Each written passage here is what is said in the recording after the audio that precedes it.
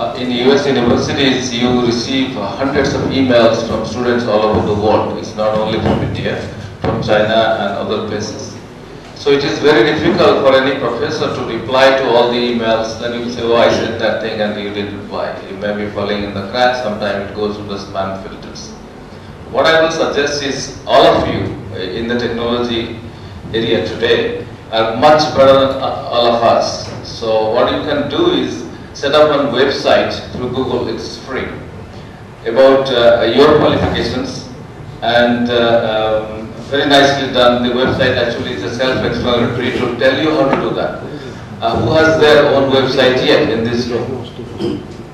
You got to have your own website where you can put your what you are studying, what is your qualifications, what papers you have written, what essays you have done for your class sometime. Those things also will work. Those are very, very helpful things.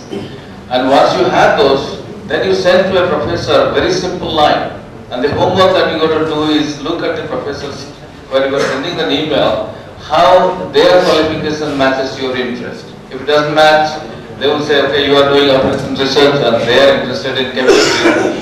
That or something related, maybe finance has no relations with operation research.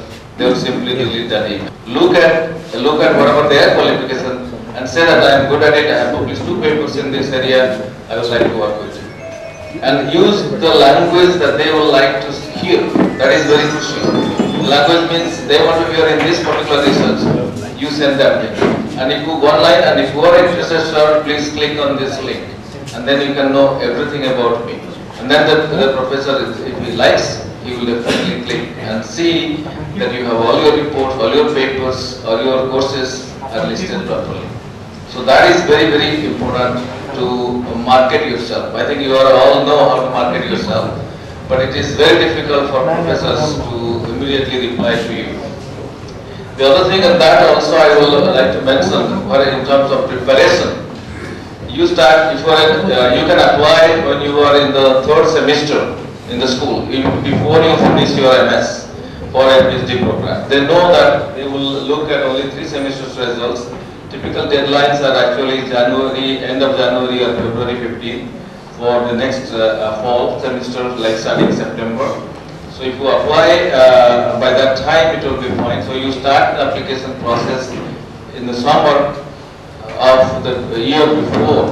So that means you know you have to take GMAT or GRE, you have to take TOEFL scores, prepare your transcripts, and also in the process if you can submit a paper to a local conference or a journal somewhere, you publish that thing, that has a lot of added value for admission into PhD program. So you can put those things together, prepare a nice website for yourself. If you go to the Google sites, it is free, and then you can market yourself. Then there is chances of getting support and getting admissions. Everything will be very, very simple. Good luck. I would like to give the OSA Society of America's website. Actually, I will request Professor Maharana to send the link on the brochure of this particular workshop. There is a link in there, particularly people of Orissa origin over there in North America in different areas like management, finance, computer science, electrical engineering. You can get who are particularly academic and research. You can find their personal contact information, personal names, everything. You can use that, even personally contact the people. Either they can help you directly, or at least they will direct you to right contact and right person, so you can like get right book of right people to pursue your further study and those things. In the OrissaSociety.org, there is a link on higher education. I will ask Professor Maharana to distribute this workshop brochure. That link is there. You can use that link to contact directly a lot of professors from this state who are in North America to help you, or at least direct to use their contact to help you out. So we people who are pursuing MFC could also go for this program. You can also go MSc. Masters of Financial Control. Financial Control. Yeah, you can if you're doing MS in any subject, you can apply and go to PhD programs. But it's a self-financing course, and it's I don't think it's a regular course. So does it make any difference? They don't make any difference. There is no difference there. If you have an MS, before you finish also your MS, you can apply. As I said, if you are finishing your MS in, let's say, June next year, you can apply by in February 15th next year, like 2012. Let's say you are completing by June, you can apply by February 15th with the transcript of 3 semesters, let's say. This is 4th semester, I believe, for MS. Then 3 semesters that you have completed, those results you can include and apply for PhD. It doesn't matter, they will not discriminate whether you are in general branch or you have a technical branch or nothing like that. But everybody is a competitive thing, so it is, they have to see how good you are, whether you are, how much is your GMAT score, TOEFL scores, how good you are communicating, and also if you have done any academic work, other project or research publications, that will be an added value, as I mentioned before, for PhD admissions. Sir, most of this MFG, Master in Finance and Control, and MCOM students is accounting and marketing. So he is asking about, I would rather request Professor Ranjan to Yes, I was going to say, do another master's program to get into a PhD program, but it may be the only practical solutions left to you. So you may want to go in as a master's student and get a foothold there. And once you are there, it is much easier to look up for opportunities to get into a good PhD program instead of doing it from Bhubaneswar. It is easier to do it from Minnesota or wherever you go. So you try to join a master's program and try to get admitted to a master's or an MBA program in your field of interest. And once you are there, you can start scouting for a PhD program. Many people do that. So it's worth. Support would be a problem. You know, you have to self-finance. But then again, once you are there, you may have an easier time. You may have to finance yourself for 1 semester, and once you are there, I think you will have an easier time to look for something while you are there. Maybe a semester worth of funding you have to line up for yourself, which will be hard to do because then the visa people will want to see that you have enough financing to sustain you for the entire program, the duration of the program, which is a 2-year program. So you have to show that you have the funds in your account or you have financial support. So those are the challenges you have to overcome. But it's a good solution. And I'm planning for a master's in the US, and I've already started the application process and all. So may I know that what are the basics? I mean, on what basis are the assistantships offered for the master's PhD program, MS PhD? I mean, I would like to know the grounds on which we are analyzed for whether we are eligible for it or not. Yes, actually, we support, give any financial support. But there is also there are some schools they have MS PhD program. They may be giving some partial support, but for master's program there is nothing. Mostly, but some schools may give, but it's not there. So what you have to do? But one advantage now, after 1 year, you can actually work full time in any company. That has the US government has allowed it. For especially engineering branches, all students get co-op. The 2 students came from KIIT last year to our university, and after finishing 10 months, you are eligible to work. So they got very good jobs in the communication industry to work full time, and that supports their studies for the next year to finish the masters. So once you finish the masters, PhD program, as always, if you get admission to PhD program, typically they are supported. But master's program, many schools, it's very difficult to get any financial support. So you have to support yourself at least. So for at least 1 year support, you can take a loan or something like that, but 1 year support just to do business. But with an MS degree, you can apply for PhD directly. If you have MS degree, doesn't matter whether it's finance or commerce, you can still apply for PhD programs. To California, most of our PhD students, they come after bachelor's. So we take students directly after bachelor's into the PhD program. And also, in any campus of University of California, we do not admit any PhD student without assistance. But at the same time, we do not give any assistance to any master's students. In fact, University of California did not recruit any master students until very recently. Just recently we opened up admission for master students, and so we also take very few, 10 to 15 in Riverside, whereas we take almost 25 PhD students every year with full support, but only about 15 master students now without support. Otherwise, the first thing that we look at is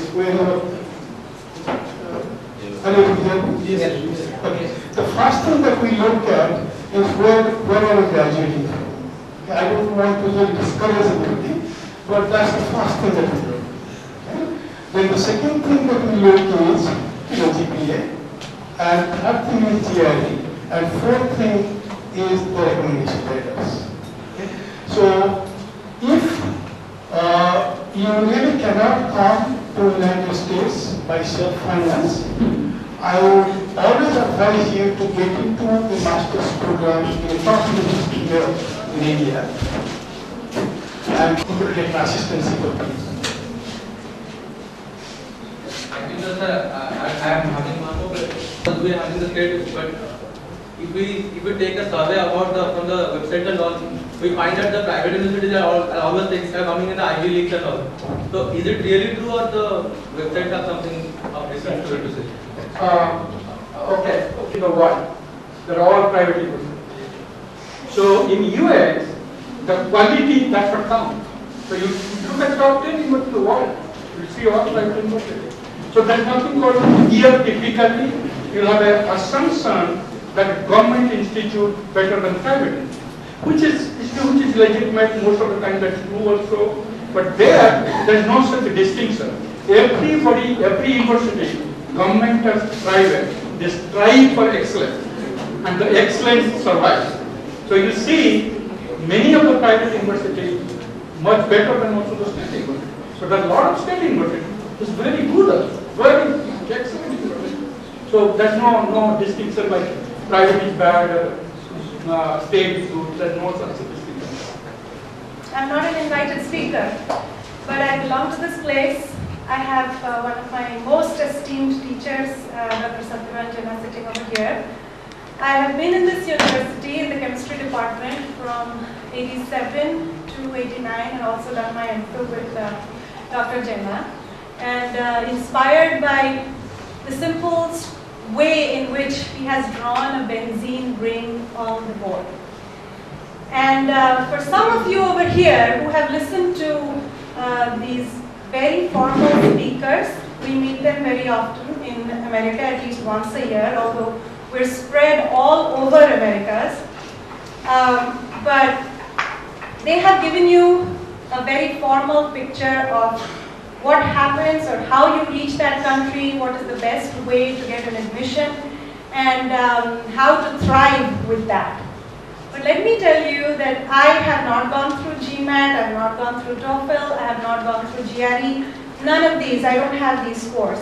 I am a normal student like you who got married and ended up in that country. So a lot of people, a lot of you who are sitting over here, which is very true.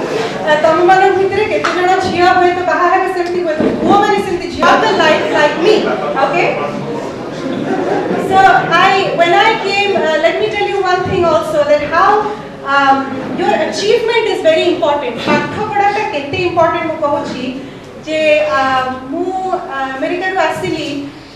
Let me first tell you that I am an R&D scientist at a clinical and diagnostic laboratory at Utah.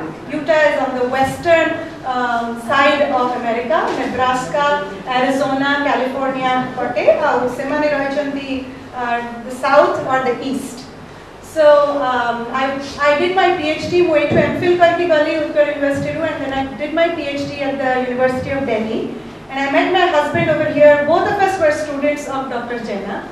And we got married and we did our PhD at Delhi University. And then we both went to do postdoctoral fellowships at New Jersey first, where I re-met Dr. Mishra. And then moved on to Maryland. Let me tell you, the reality is that when you reach that country, I will admit that Indians love Indians more outside of India than they do over here. Okay? And that applies to Odia people too.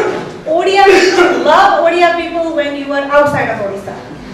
So it is very, very true je tume mane jete bere airport re pahunchiba, definitely there will be somebody waiting for you at the airport, will take you home, will feed you and keep you at home for as long as it takes for you to get an accommodation or to be able to support yourself.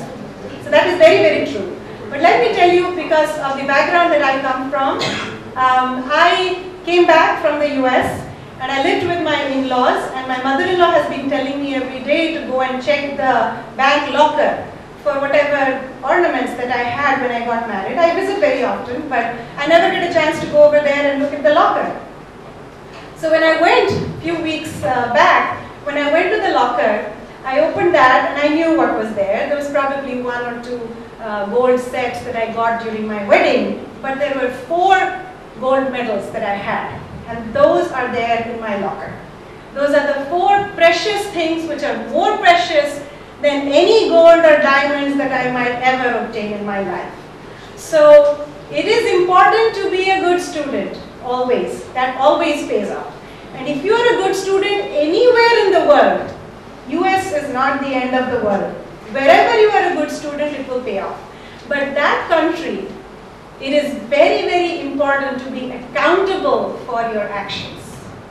And your achievement, your how much you rise in your career depends on how accountable you are towards your position. So if you are, because no contacts will work, no knowing teachers or your bosses, nothing is going to work. And if 2 people have joined at the same level, one might just proceed much higher than the other person because you are more accountable. So I was shunted, I would say that after my PhD in the University of Delhi, I worked at 1 or 2 colleges for Delhi University. But as we have our system in India, India is very good at kicking out the good, which is bad for our country and good for other countries like the US. But you get kicked out, in a way it turns out to be good, so you come back over here and share your experiences about how bad the kick was, but it turned out to be good in the long run. So I was thrown out of the system because of the reservation that you have for scheduled caste and scheduled tribe and all those other things. So I was kicked out, but in a way that paid off. After I did my PhD from 92 to 96 at the University of Delhi in organic chemistry, it took me about 7-8 years to find my footing in that country. So, but finally it paid off. I used to hate mass spectrometry when I was doing chemistry at Utkal University. That is one subject. I had never done like you do, gote path padhibi on your subject guda on your course guda chhadi debi sab guda ka padhibi ni ethre question 5 varsa last to ita hi padhibi. So I never did that, but there was one thing where I will not say we didn't have a good teacher or whatever, but I never liked it, and I ended up in my life loving that subject. I am an analytical chemist working for a clinical and diagnostic laboratory, just doing mass spectrometry. So there are certain things in life which you will never like, which you will think you will never end up doing, but you will be there. But if you have been sincere, if you have been persevering, you will end up with something good. And they have given you a background of how to climb those steps. Once you have climbed those steps with your sincerity and perseverance and with the grounding that you have from teachers like Dr. Jena, you will never fail in life. And I'm so happy to be here. I had never thought that I will sit over here and some of these pretty girls who look just like me 20 years back are giving me flowers. It is overwhelming.